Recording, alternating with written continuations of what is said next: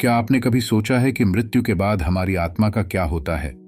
क्या सब कुछ यहीं खत्म हो जाता है या फिर एक नई यात्रा शुरू होती है? हिंदू धर्म के अनुसार मृत्यु एक अंत नहीं बल्कि एक नई शुरुआत है।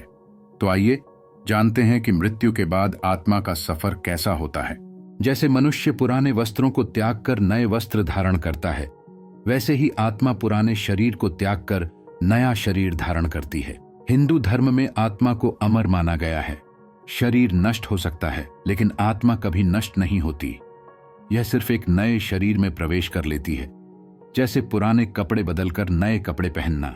गरुड़ पुराण के अनुसार मृत्यु के तुरंत बाद आत्मा एक सूक्ष्म शरीर धारण करती है।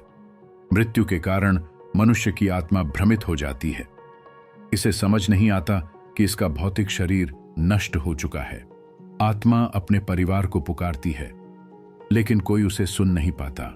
यही कारण है कि मृत्यु के बाद पहले 10 दिन आत्मा अपने घर के आसपास ही भटकती रहती है और यहीं से यमलोक की यात्रा शुरू होती है। मृत्यु के 10वें दिन यमदूत आत्मा को यमलोक ले जाने आते हैं। यहाँ यमराज इसके कर्मों का लेखा जोखा करते हैं और निर्णय लेते हैं कि इसे स्वर्ग, नरक या पुनर्जन्म में भेजा जाए। अगर कर्म अच्छे हैं तो आत्मा स्वर्ग में जाती है, अगर पाप किए हैं तो उसे नरक का अनुभव करना पड़ता है, और अगर मोक्ष प्राप्त नहीं हुआ तो आत्मा पुनर्जन्म के चक्र में प्रवेश करती है। हिंदू शास्त्रों के अनुसार आत्मा का अगला जन्म उसके कर्मों पर निर्भर करता है। अगर अच्छे कर्म किए तो उच्च जीवन मिलता है, अगर बुरे कर्म किए तो निम्न योनि में जन्म हो सकता है, जैसे जानवर, पक्षी या अन्य प्राणी। लेकिन अगर कोई व्यक्ति भक्ति, ज्ञान और अच्छे कर्मों के द्वारा आत्म साक्षात्कार प्राप्त कर लेता है तो वह जन्म मृत्यु के चक्र से मुक्त होकर मोक्ष प्राप्त करता है। इसका अर्थ है आत्मा परमात्मा में विलीन हो जाती है और उसे फिर कभी जन्म नहीं लेना पड़ता।